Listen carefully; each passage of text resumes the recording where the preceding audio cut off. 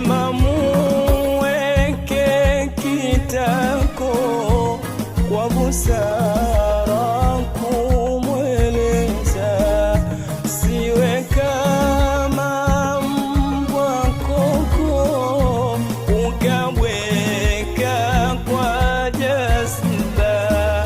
Vyema muweke kitako kwa busara kumweleza, siwe kama mbwa koko ukabweka kwa jazba.